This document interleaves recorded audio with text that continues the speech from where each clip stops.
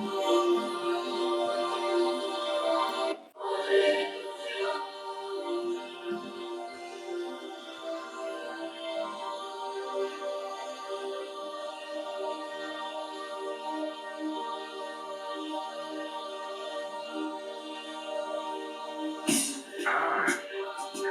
gave his life up me and he rose.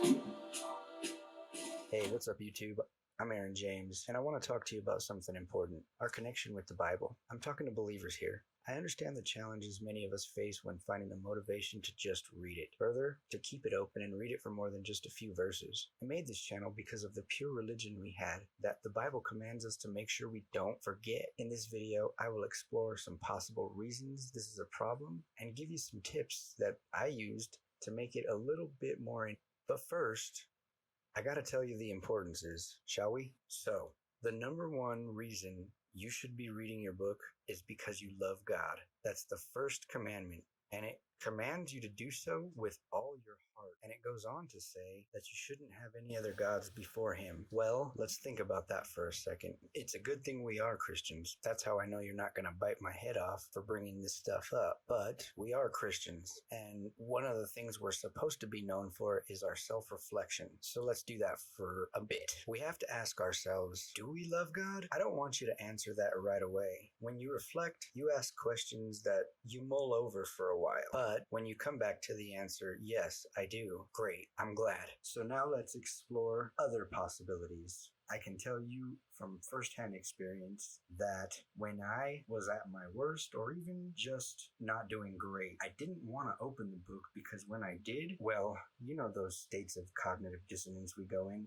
No, I'm good. But I knew deep down that I was about to be convicted of whatever it was I was about at the time. When we know we are guilty, we lie to ourselves easy, and we can overlook that. Once you let it sit after a while, you became used to it, so you slightly forget. But let me tell you what, he wants you to pick up the book and get to know him regardless of your sin. And I'm not saying that that is your problem. I don't pretend to know you. I'm telling you that is a problem that I had most of my life. But even now, when I stumble, no matter how bad I stumble, I go to his word. We've got to start doing this. And when I started recording this, Israel hadn't been bombed yet, but as you now know, they are at war. A couple things I want to point out. It's a Sabbath. It's also one of their holiest days of the year, and that's not a good time to be saying things like, I will fight and get vengeance until death. That's what Netanyahu said on this day, a Sabbath. Thing is, they are not reading their scriptures either. In the Jewish Tanakh, the book of Devarim at Shloshim Vechamesh, it says, vengeance is mine, and retribution in due time. Their foot will slip, for the day of their calamity is near, and the impending things are hastening upon them. For the Lord will vindicate his people, and have compassion on his servants. This is Torah, and you know that as Deuteronomy 32:35. So I'm realizing now that I just said that number wrong. It's actually Shloshim Veshtaim Shloshim Vechamesh, 32:35. Remember when I said I'd give you some tips or pointers? Well, that's one of them. I decided to learn Greek and Hebrew so that I could read the original text in their unabridged form. Certainly not a necessary thing to do, but it does add much. It does widen your vision a little bit. You can just use a lexicon, and it definitely provides a lot of insight. And that's the other thing. You've got to establish context when you're reading the Bible. And one thing that'll make it more interesting is to do a little bit of research about the time and the things that were going on when the text was written. For example, the Apostle Paul, he was the one that was commissioned to go tell the non-Jewish nations. So when he was talking to the Church of Corinth, I thought, let me find out about Koine Greek and Corinth, which was a major port. It was a huge trading town. And so that made me think, Paul was a tent man, kind of a nomad at this point, but that was his trade. It was also the place of the Isthmus Games. It was kind of like the Olympics. So tent makers had a pretty important role in that place. Anyway, I hope some of that helps you, but I still cannot stress enough how important it is to get into the Word. Know it, re-know it, review. We should never get out of it. But but we are supposed to be one. The church is supposed to be one, and we can't do what we're supposed to do if we're not. There are gifts of the Spirit that you should know about. Perhaps you do and forgot, and maybe you've never heard it. Either way, if you believe what the scriptures say is true, how can you not surrender to that? So everybody knows the love chapter. 1 Corinthians chapter 13, right? Well, if you go to 1 Corinthians chapter 13 and verse 9, it says, "For we know in part and we prophesy in part. But when the perfect returns, all partiality will be done away with." That is to say, nothing will be partial anymore. I will know, and so will you and everybody else. One thing I forgot to mention about the number 32, when you write it in Hebrew, you write it with a lamed and a bite. So it's lamed bite. And if you sound that out, it's an L and a V noise, or B, depending on the time. Love. It's the word for heart in Hebrew. And that doesn't really matter. That's just a coincidence, or it's not, but just a fun fact. Now, let me lay this over with a little bit more truth, because the church needs to be edified. It needs to be held back up. We need to put the truth back into the body.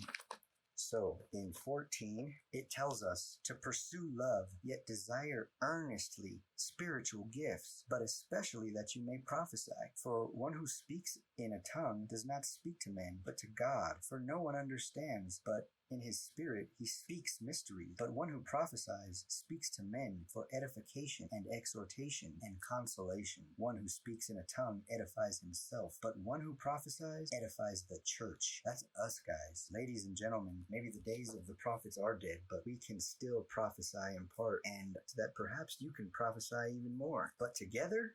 Come on now, you know what I'm saying. I guess that's all for now. Thanks for watching. These things must take place. I'm Aaron James. God bless. Oh, wait, don't forget to hit that like button and share this video, because I'm just telling the truth and I'm reading it from the scriptures. This book is exciting. You just have to pursue love, yet desire earnestly spiritual gifts. Actually, wait, let's not end this video just yet. Chapter 13, verse 1. If I speak with the tongues of men and of angels, but do not have love, I have become a noisy gong or a clanging cymbal. And if I have the gift of prophecy and I know all mysteries and all knowledge, and I have all faith so as to remove mountains, but I don't have love, I am nothing. And if I give my possessions to feed the poor, and I deliver my body to be burned, but I don't have love, it profits me nothing. Love is patient, love is kind, and it's not jealous. Love does not brag, and it's not arrogant. It doesn't act unbecomingly, and it doesn't seek its own. It's not provoked. It doesn't take into account a wrong stuff. Does not rejoice in unrighteousness, but rejoices with truth. It bears all things, believes all things, hopes all things, and endures all things. Love never fails. If there are gifts of prophecy, they will be done away. If there are tongues, they will cease. If there is knowledge, it'll be done away. For we know in part, and we prophesy in part. With the church divided, wow, that's a really foggy view. Don't you agree? Let's love one another, church.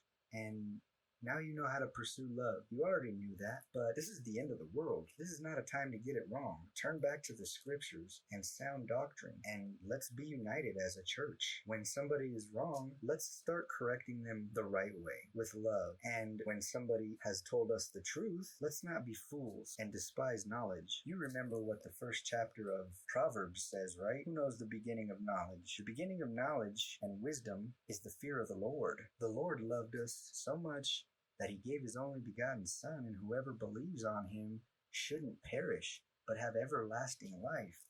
And if you don't think Jesus is God, just remember what John 1:1 said. In the beginning was the Word, and the Word was God, and the Word was with God. I don't remember verbatim, but it goes on to say, and all things that were made through him. John 1:1 and on. Take that to Genesis, where it says, Bereshit bara Elohim ve'et hashamayim ve'et haaretz. In the beginning, God made the heavens and the earth. Thanks for watching. These things must take place. Don't forget to like, hit that subscribe button, and let's get into the Bible together, as we should. We are a body. There is no personal relationship. If you want private, you have that with the Lord already. Jesus was the final priest. You have privacy in your mind. For more information, catch me in part 2.